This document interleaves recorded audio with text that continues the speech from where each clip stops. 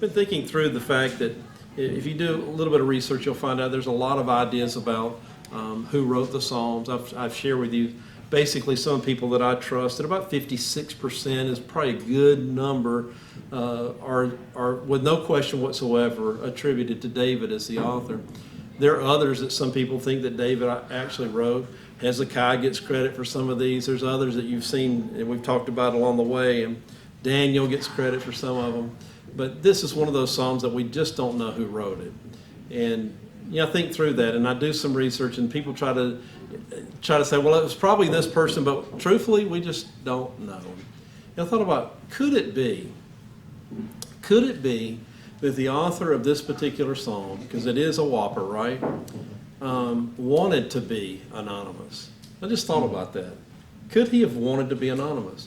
Because sometimes I think that being anonymous would enable, it kind of drops the guard for those of us that are in this room to kind of join him in the journey. Because if you've been with me just through these last weeks, just in Psalm 119, I bet you've come to realize that you're kind of walking this story out with him. Here's a person we know. It was a person that has been persecuted because of their faith, made fun of for their faith, treated poorly because of their faith. And instead of running from God, he's made the decision to run to God and trust his word with all of his heart. And this is really a reflection. It's an illustration to us of what happens when you choose to do that. When you say that God's word is my final authority on all things, that when you run to God's word to find out how you can be a better father or mother or grandfather, or better pastor, or better anything in life from this one sole source, that this is not just a book, but it's the book for you, for your life. And that you can trust it and build your life on. It's a foundation that never goes away, and it's a word for forever. And so we're seeing an illustration of that, and I suspect that every one of us in this room have felt persecuted. We've lost friends, or maybe been treated unfairly, been made fun of for our faith. If you've not ever had that happen, I can promise you this, you're probably not on the front of the battle. Because you don't have to pray for it every morning. It will happen in your life, especially in this day, if you choose to do that. So could it be that he wanted to stay anonymous so that we could all just kind of come together and realize that we're all kind of walking out this same particular journey? It's just a thought. I don't have a word for that, except that it's interesting to think about possibly that was what happened. And so if you've been in the study, I think you find places, you'll find it tonight. If you don't find it tonight, you won't find it anywhere, where you feel like, that could be me, or I've experienced that, or I know exactly what that feels like, or I've worn those moccasins, or I've bought that t-shirt. I bet along the way you felt these same things that you see displayed before us. And so tonight I really struggled. Sometimes I don't have a lot of trouble finding a good title for a message. I struggled a little bit on this one, but ultimately I think when we get finished tonight, you'll see that what he discovered is that God is simply able, period. He's just able. When you think about it tonight, he's able, fill in the blank. He's able to heal. He's able to restore. He's able to save. He's able to go on and on and on. And there's nothing too hard for him. And so let's dive into the word tonight. The first thing on the outline tonight is notice his transparency. Notice his transparency. In verses 81 through 83, let me just read those. It says, "My soul languishes for your salvation. I wait for your word. My eyes fail with longing for your word while I say, when will you comfort me?" Verse 83 says, "Though I have become like a wineskin in the smoke, I do not forget your statutes." I will say plainly that I've really always appreciated it. I get to hang around with preachers when no one's there, right? When the congregants aren't there. And I've been incredibly disappointed in my life with people that I really respected, that when I was in close quarters, behind the scenes when no one was watching, I found out they really weren't what I thought they were. I told you Tony Wilson, who's one of my best friends in ministry, years ago, that they'll do this from time to time. These tour groups will come to pastors and they say, "We want to take you to the Holy Lands for free so you can see what it's like, so you can come back and invite your people to go. And it's an investment, hoping you'll come back and get 40 or 50 people to go back, and they make their money back." And years ago, he told me he went on one of those trips with like 20 pastors from the United States to go over to the Holy Lands and experience all of that and whatever. And he said he was dumbfounded when they got there. Of course, they roomed them, 4 guys in a room, and he didn't know 3 of these other people, which that's fine. When it's free, you can't complain, right? Beggars can't be choosers, as they say. He said he could not believe after they landed, they went up and checked in the hotel, all the guys started changing their clothes to go out. And he said, what are y'all doing? He said, man, we're going out and partying. He said, do what? You're going to do what? He said, yeah, our people aren't here to see us. And I was like, it just floored him that these guys realized they're thousands of miles from the people. No one's going to walk up and see them doing anything. And it broke his heart, he said that week, to see that most of those men that were with him on that trip were just not genuine. Right. I have been in the back room and seen people that I absolutely appreciated and even almost revered say things. I won't call the name of the pastor, but I remember I was in a small group of guys one evening. I remember it was at the Tivoli Theater. We're up in this boardroom, and this someone that I really respect and is a friend to me to this day. He said to all us preacher boys, he said, boys, let me tell you something. Even if you don't know what you're talking about, say it loud, it splatters bigger. I remember going, I don't even know what are you talking about? And the point was, I guess voice inflection can cover stupidity, I guess is what he's saying. What a horrible thing to say to a bunch of young pastors. How about this? Why don't you study and get prepared before you get up and preach so you never have to think a thought like that? I've lost count how many pastors I've been in the back room with that have said things like this. Ministry would be awesome if it wasn't for people. Man, that one just boils my blood. And I've gotten old enough now and bold enough now that I have told a lot of pastors, literally, why don't you go do something else with your life? Because we're in the people business. That's what we do. And it's a messy business, more messy than any of you realize, but that's what we're called to do, right? And so I've always appreciated pastors that are transparent. I have.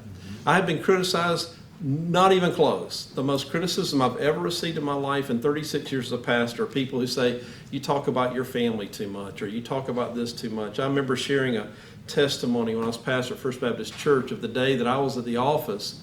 And Tracy called me on the phone. We were remodeling the basement of our house, and it was a mess. And she was down there sweeping the floors. And I lived 1.1 mile from the house.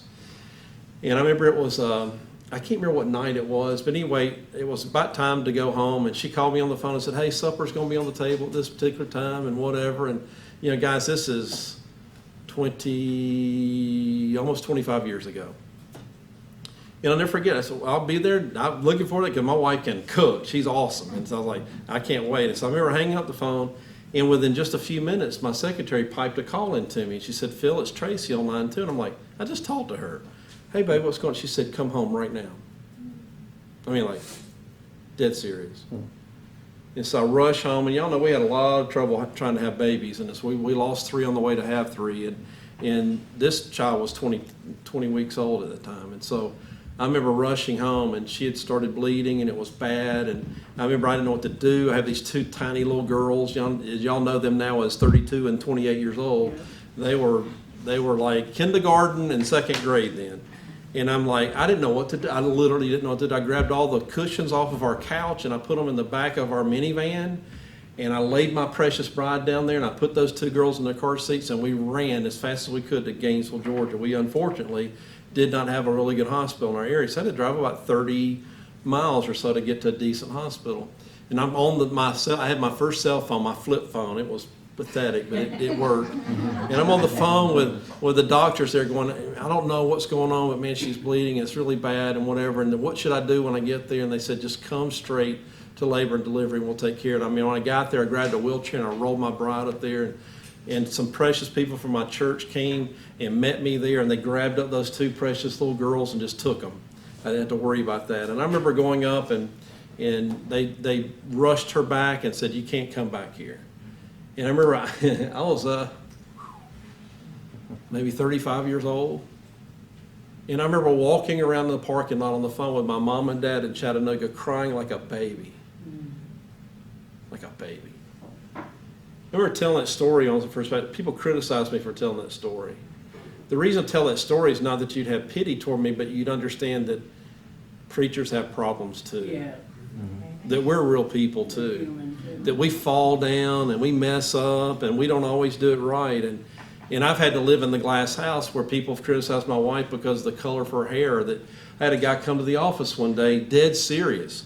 Like, you need to meet with me today. I'll be there. And the guy sits there with a straight face and says, Phil, I just don't really know how to tell you this, but I'm very concerned. I said, what is it? He said, I noticed that your wife was chewing gum in the sanctuary on Sunday. Oh my God. Dead serious. Like, really upset about it. Y'all know what I said to him? I chew gum in the sanctuary all the time. I know what to say to the guy. Are you kidding me? I've had a lady behind my wife. You know, my wife has it. Y'all sometimes, if you get to know her if you don't know her, but if you know her already, go up and grab her hair sometime. It is the most ridiculous, coarse, thick. Our girls used to pull on it like this when they would try to go to sleep in the bed. I don't know how she's not bald-headed, but it's the thickest hair. And I remember when we were probably in our late 20s, a lady in the sanctuary at First Baptist Church in McKaysville, Georgia, reached up and grabbed and said, I believe I see some gray in there. Why would you say that? Why would you say that? The point is simply this. I don't ever tell stories. Man, listen to me. I had the greatest mom and dad you could ever hope to have. They're legit, real deal. I miss my dad dearly. My mom is the finest Christian person I've ever met in my life. She is, if I had one phone call to make to ask one person to pray for me, there's no question I would call her. It's not even close. And I know some really amazing people that know how to pray, but I don't tell stories like that so people think that I'm somebody's. I tell you stories to let you know, man, I know what it feels like to hurt. I know what it feels like to watch my wife pulled off to go to a third surgery in 1 week because they're trying to save a baby and it not working, and holding in my hand our little precious baby that we celebrate her birthday every year. Her head went to about there and her feet were right here. 10 fingers, 10 toes, toenails, fingernails, the whole bit, even had a little bit of hair. I know what all that stuff feels like. It hurts. I know what it. And I want you to know that a pastor ought to smell like his sheep, right? Yeah. And so it seems to me that in this particular text, I love that this man's completely transparent, because what nauseates me is the other side of this. And I've met a lot of people who've even left the church because the pastor that they were under in their earlier years, or whatever years, always presented himself as being perfect, that they never make mistakes, or they're above that. I've met pastors, I've told you this, that said, it's been, I don't think I've even sinned in like 5 years. And I said, sir, you just did. You just lied. Come on. And so, listen to me. I should be, if not I should be one of the smarter people when it comes to the Bible as a pastor, right? That's my job, right? I hope that my prayer life is something worth modeling. I hope that my walk is worth modeling. But folks, I fall down. I mess up. I get discouraged. I can carry the weight of the world on my shoulders. I'm terrible about worrying. I'm just a normal dude. And I love the fact that the writer of this psalm is like, you know what? I have warts too. I mess up too. I have days when I feel depressed. I have days when I feel like God's abandoned me and I don't really know what to do. And so I just want you to notice his transparency. He says, my soul languishes for your salvation. I wait for your word. The first thing, if you'll write this down, is his honest admission. He basically admits here that I don't have it all together. And all of us need to be willing to do that. The next thing underneath that, write this down. My soul is weary. My soul is weary. He says, my soul languishes. The word languish in Hebrew is the word kai. Kai, it literally means this: to be at your end, or to be consumed. You ever felt that way before? It's like, I don't think I can take another step, physically or spiritually. To be in a place where you just feel like you're just completely overwhelmed. I think every one of us have felt that way. I have literally been in the fetal position before and not knowing what to do in my life. I know you have too. He's admitting here, my soul is weary. He says, my soul languishes for your salvation. The word salvation, there's not the word like to be saved from your sin. It's to be rescued from your circumstances, okay? It's not the same word. It's literally to be rescued or to snatched away. In this case, it's not, I need to give my life to Jesus and get saved. He's saying, I need you to rescue me from this place that I'm at right now. And my soul is weary. I was reading some of the commentators that I really enjoy reading. I like John Phillips. It's one of my favorites. And he equated this particular feeling that this writer was having. It's like when I was in Honduras recently, and I flew back one day early because I didn't want to miss a Sunday. And so thankfully they were able to get me on a flight, and I came home. I got home at like 1 o'clock in the morning, and it didn't matter. I had enough adrenaline to get up. If I'd gotten home at 7 o'clock in the morning, I still would have come and tried to preach. But when I was sitting at the airport there in right outside of Tegucigalpa. When I was at the airport there, I got on the plane and it started raining. And we had taxied all the way down to one end of the runway. And we sat there, and we sat there, and we sat there. Mary and them were having to stay another day, but I'm sitting there on this plane there. We sat there for probably 20 minutes, and you could see the rain. And finally, the pilot gets on the loudspeaker and goes, "Folks, they've asked us to go to the other end of the runway to take off because I think the winds had changed or something." So here we go, taxiing all the way down the other end, and it's still raining down there. But we probably took off about 40 minutes late just because of that. And it was amazing. I mean, it's just like overcast and it's raining, and Mary will tell you when it rains there, it rains. I mean, it's like legit. And I'll never forget, as soon as we took off, it wasn't long, we got above the clouds. It was a beautiful, sunshiny day. And that's what John Phillips, he says, when you feel as though, by the way, don't build your faith on your feelings. Big mistake. People all the time, I don't feel safe. Well, a lot of times I don't either, but I don't base my salvation on my feelings. It's like when it looks ominous and it looks like there's no hope and it looks like God's forgotten you. Above those clouds, it's a beautiful sunshiny day. He's able, even in those situations. What a beautiful, he says, my soul's weary. Don't you appreciate his honesty in his admission?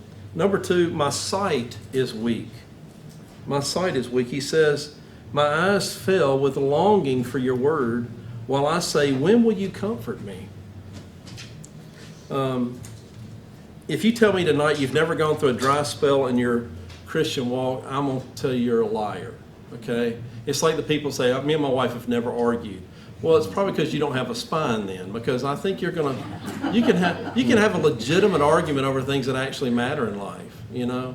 I'm not talking about screaming at each other, but anybody that says they've never had a disagreement, it's because you're just checked out. You're not even engaged, because it's going to happen from time to time. And so when you think about this, if you tell me you've never had a dry spell, I can honestly tell you this, and I've known Christ since 1974.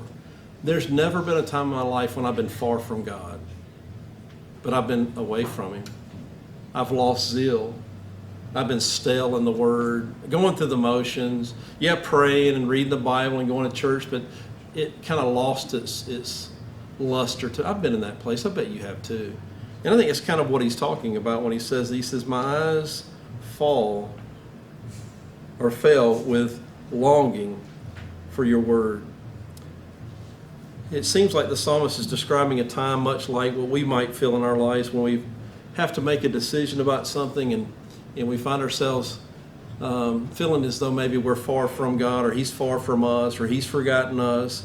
But again, we cannot base anything we do on our feelings. He says, my eyes fell with longing for your word. Could he be saying that I found a stale place in life, a dry valley, a place where my zest and zeal is gone? And listen, this world is world class at getting us in a place like that. The world is fighting against you more than you realize. There's a battle taking place that you cannot see with your physical eyes that's just as real as any battle that was ever fought in this world. It's a spiritual battle. Satan hates your guts. He despises the Jesus that's in you. He's fighting against anything you ever try to do. You should expect opposition when those times come. And I think he did expect that. But he was honest enough to say, I feel like I'm in this dry place. The second, did I tell you, did I overlook something? I desperately need to be revived. I'm sorry. I apologize for that. I desperately need to be revived. Somebody would have found me afterwards and gotten that. The B is this: I desperately need to be restored.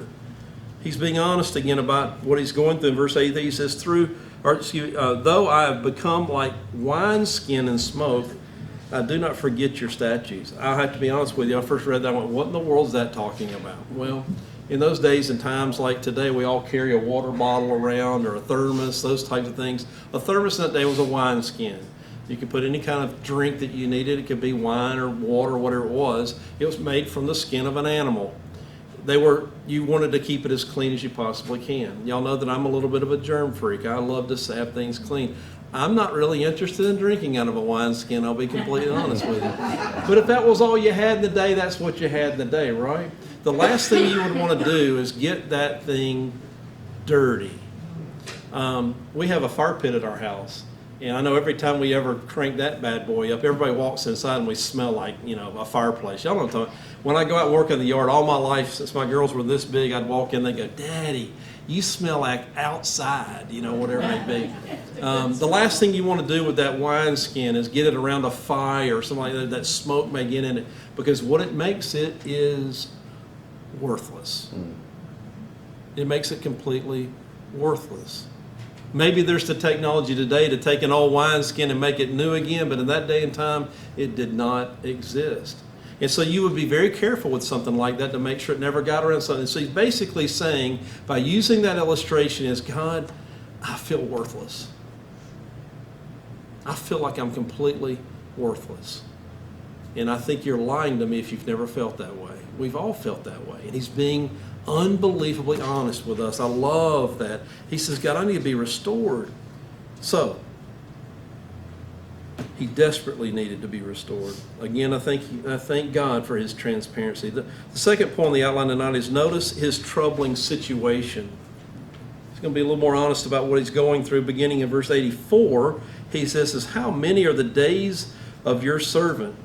When will you execute judgment on those who persecute me? Verse 85 says, the arrogant have dug pits for me, men who are not in accord with your law. Verse 86 says, all your commandments are faithful. They have persecuted me with a lie. Help me, he says.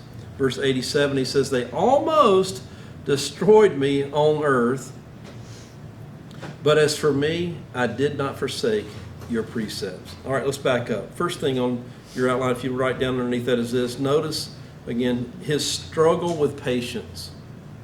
His struggle with patience. Man, I don't even like to talk about this because I know this is my struggle too. I know y'all never struggle with this, but y'all can just sit by while I talk to myself, okay, about this. Verse 84, he said, how many are the days of your servant? When will you execute judgment on those who persecute me? How many times have we been in a situation where we've like, God, it's Phil. Hey, God, you remember me? You remember this situation, man? When are you going to help me with this? When are you going to bail me out of this situation? And let me teach you something I've learned in my life that's one of the most valuable things I've ever learned in my life, and it's this. Prayer is not there to change your circumstances. It's there to change you. Don't you miss that. I mean, let that sink deep in.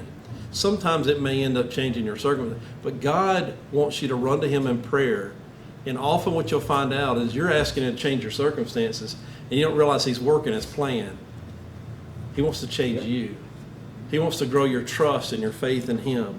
And so his struggle with patience, again, we'd all be lying if we didn't say we've had times when we felt like God has forgotten about us, and in our struggle we're by ourselves in the struggle, but that's never really the case. Number two, his struggle with people. His struggle with people. Verse 86, he says this, or verse 85, by the way, he said, the arrogant have dug pits for me and men who are not in accord with your law. God, when are you going to do something about that? Then verse 86 and 87, his struggle with people. All your commandments are faithful. They have persecuted me with a lie. Help me. They almost destroyed me on earth. But as for me, I did not forsake your precepts. The A underneath that, if you'd write this down, is how they sought to slander him. We've used this word, I think it's the third time we've used this word in the Psalm so far in this particular chapter. The word lie there is the word shikur. Shikur. It literally means an untruth, a sham, a falsehood, a deceit, a lying witness. I mentioned to you several weeks ago, this is not somebody just on the cuff made up a lie. It's someone who strategically thought about it and planned it out. And I don't know what you guys are praying about in the nation right now, but I'm praying with all of my heart every day, God, take the evil deeds done in darkness and expose them to the light. Mm-hmm. I think we see things like that happening, but I want to see it in a major way. I want to see all these dark room meetings that are happening in Washington, D.C. that are detrimental to everybody on this planet except them exposed to the light. This stuff going on with P. Daddy and all that. I want all that stuff exposed because it's garbage. It absolutely is garbage. And so these are people that they didn't just sit back. If you don't think that there's been a plan for years to figure out, and they've tried everything, it seems like, to stop Donald Trump. God bless that man. I don't know how he even gets up in the day and walks. I couldn't. The avalanche of all that, I couldn't do it. He's Superman, I guess. But I guarantee you, somewhere on a board somewhere, they've written all the plans. They've tried. They must be down to the last one. We've tried everything, and well, nothing seems to work. And we pray. I'm not here to be a politician, but it seems like it's been completely unfair the way that's happened. That's what this is talking about. They didn't just make up a lie on the psalmist. They strategized about it. They thought, what could hurt him the most? How can we be most effective in this? And then it says, he used the word destroyed, which is a really interesting word. It's the word kea in Hebrew. It means to be consumed, to cease, to put to an end. I want you to go back to the text with me on that. Verse 86, is it? Verse 86, he said, all your commandments are faithful. They have persecuted me with a lie. Help me. They almost destroyed me, he said. They almost killed me. Interesting. They almost. Write this down, number B, how he survived. How he survived. Go back to the same text with me one more time. He says, all your commandments are faithful. That's the first way he survived. He trusted in God's word, right? And then in verse 87, he says, they almost destroyed me on the earth, but as for me, I did not forsake your precepts. God's word is more than just a life raft. It's your salvation. Jesus is the Word made flesh. We'll talk more about that in weeks ahead as I'm studying ahead on Sunday mornings. But the point is simply this. The only way he survived is God's Word. There's going to be a time in your life when you're going to get to a place when all you're going to have is your relationship with Christ and what you know from His Word. And I'm telling you, it's more than enough. It's more than enough. How in the world did he survive this avalanche of unfair treatment and difficulty? He survived it because of God's Word. There's two words, I actually underlined them in my Bible. It says, they almost, I like that, almost, and then destroy me on the earth. And then it says, but. They almost, but God, right? They almost. And you know what our testimony is ultimately when it comes down to it is the devil almost did, but God, but God. Not because I became a better person or I pulled my bootstraps up or I got smart or I memorized. No, but God. That's all you got. Your testimony is, look what God did. Look what God did. Number 3, notice his trustworthy request. His trustworthy request. And I love the way he ends these verses. It says, revive me according to your loving kindness so that I may keep the testimony of your mouth. The first thing is his prayer. Write that down, his prayer. His prayer is what? Revive me according to your loving kindness. Again, the writer doesn't say here, revive me based upon my faithfulness, or based upon how good I've been, or based upon the fact that I've held on to your word, or based upon the fact I did this or I did that. It has nothing to do with it. He says, I want you to revive me according to your loving kindness. That word loving kindness, we spent a whole message on that recently. That's mercy and grace and on and on and on. Man, his patience and long suffering, that's what that's talking about. So his mercy and his grace. God, I want you to revive me, not based upon anything in me, but based upon everything that you are and what you've accomplished on the cross. And so what a prayer. Wouldn't that be one that we might want to add to our repertoire every morning? God, make this a great day for your glory, not based upon anything I've done. I don't deserve it. I'll never earn it. But why don't you just do it just because you can, because of your loving kindness, because of your grace, because of your mercy toward me. And then the second thing, write this down, his passion. His passion. God, I want you to revive me, not so that the whole world's going to think I'm awesome. I don't want you to revive me so people say, look at that super Christian. I don't want you to revive me because it'll get me, favor in this situation, or I'll be looked at in a favorable way in this. He doesn't say that all, does he? He says, the only reason I want you to revive me, this is passion, right, is that I can maintain your testimony in this world. Man, what a prayer. What a prayer. God, what the greatest thing we could ever hope to be is a trophy of his grace. That people would look at us as they did now. I love when he said they spoke about Peter and John. They could tell they had been with Jesus. All they could say of you would be, you know what? There's no way that person could do that. They must have been with Jesus. And I hope that that's your testimony tonight. That his trustworthy request was, God, I want to be everything that you want me to be, not so my name will be great, but that your name might be great and your name may be revered. So we'll stop right there. Did you know that he's able? He's more than able. As they say in Mississippi, he's got a lot of mo. He's got a lot of mo. He's not going to run out anytime soon.